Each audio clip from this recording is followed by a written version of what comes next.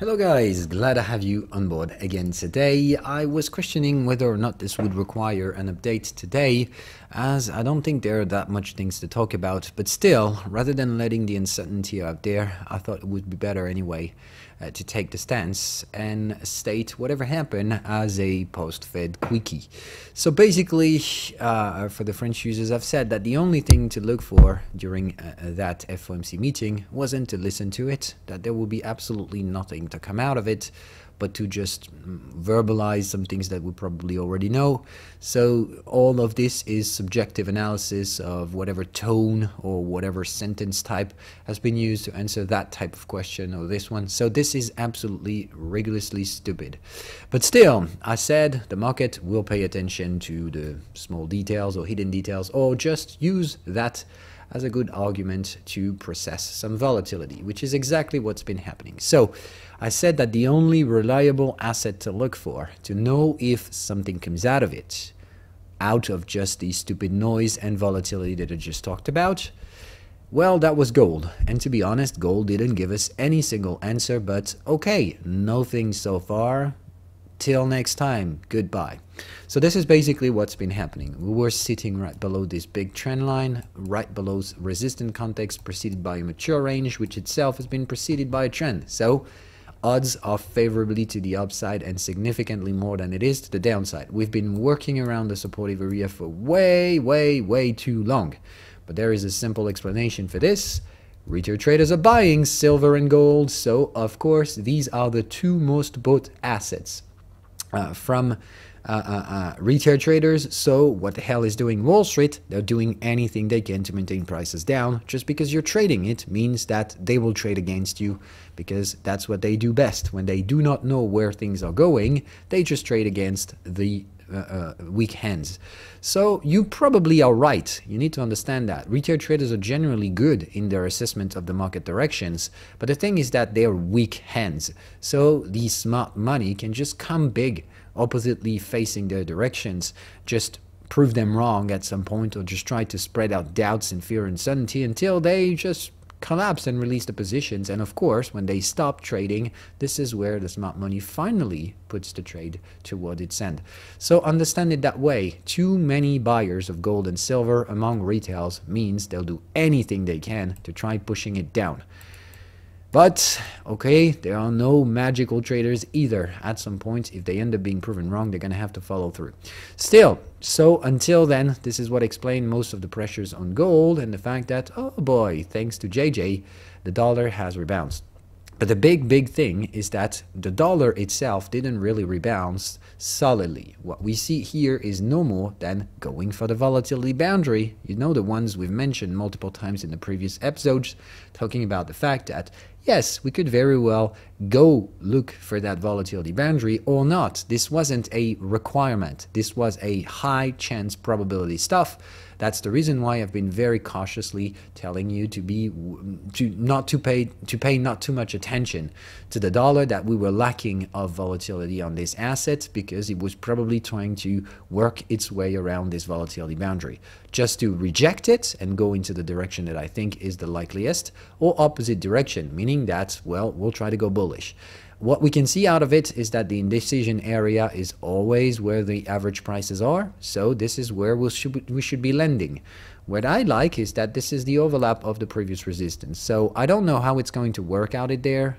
Volatility boundaries, meaning that they can work their shit for a long time before we actually retrace to neutrality, but I still stand that anyhow and anyway, this is where the dollar is going to be headed in 2022.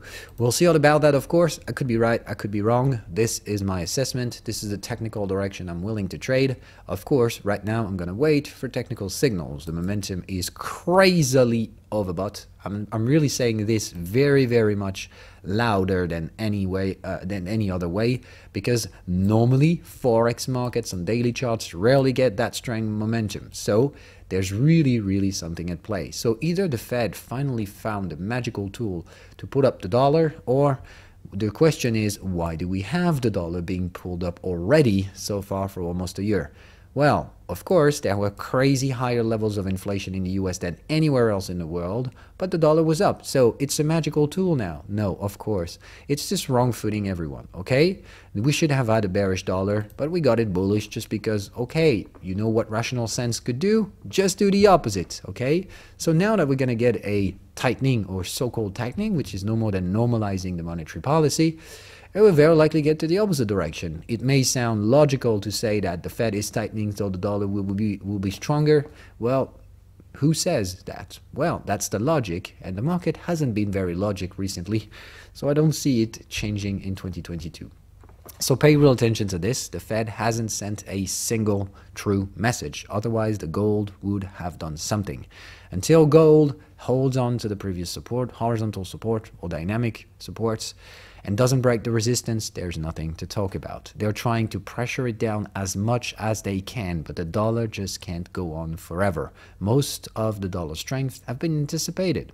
Remember, the Fed is doing bullshit with the inflation and the transitory argument, whatever shit that is, till May of last year. So all of this is anticipation of what just happens now. When the market paid it all in the past, what's left for us to price in? But to just return to the mean. That's what I think is the likeliest outcome for 2022. Of course, I've always made it clear there's going to be an entire podcast around this for forex and commodities, but I will likely record this one next week. So what does that tell us? Well, when it comes to the S&P 500, the S&P 500 is all about Apple. So Apple gave us some good numbers, but still, these are concerning stuff in the background. Remember that the market is not for the dumbs to talk about. They all say, oh, we've sold more iPhones. That's great. The revenues are beating expectation. Oh, that's great. There is growth year to year. Yeah, that's great. Well, that's for the dumbs to talk about. What Wall Street pays attention to is the only thing they always look at, growth momentum. They look at derivative measures of growth. So in that perspective, well, 11% of growth year to year on the biggest quarters historical for Apple. And then what else do we have to talk about? Well, last quarter, 34% growth, and the one preceding it, 38. So 38, 34, 11. Well, you see the trend. It's not necessarily increasing. So the growth, the momentum of growth is slowing down. In a bubblish market, which is the craziest ever created bubble in history, well, growth momentum, or momentum of growth slowing down, not a good sign. So like I said, this is not necessarily a flush it all out kind of signal, so this may not trigger the crash immediately, but the things is slowing down, and that's not a good sign. That means the smart money will stay away and let you guys dumb trade, okay? So the dumb money will trigger Apple's return to all-time highs or not. It mostly depends on what the dumbs will do. The smart money is just looking at it. They probably already profit took, and they're gonna let you play with the dumb thing, okay? So until further notice, the smart money, the S&P 500s and NASDAQ alike, only depends on Apple's propensity to eventually prop up back to all-time highs, and if they do, well, they're very likely going to fail out there. We'll see all about that. When it comes to cryptocurrencies, well, nothing happens. Fed has pushed down the probability of V-shape reversing, even though there is still absolutely limited supply on the spot market. The levels of future trading is still rising. Incredibly, a lot of people are gambling with leverage on futures derivative markets. God damn it. If you want Bitcoins, buy the thing itself. Stop buying the derivative bullshit, just trying to make yourself richer quicker. These things are so volatile that you do not need to use any leverage on them. Buy the shit and hold it securely. That's all about it, okay? Until then, well, yesterday has been invalidating the opposite direction as well, so we don't know where to go, and as long as we do not break one of these two levels, there's nothing to talk about. And I'm not saying breaking on an intraday basis to just flush the dumbs. I'm saying closing below or above these levels. Until then, nothing happens, so don't try to make it more rational. It's dumb. Let it play. Bye, guys.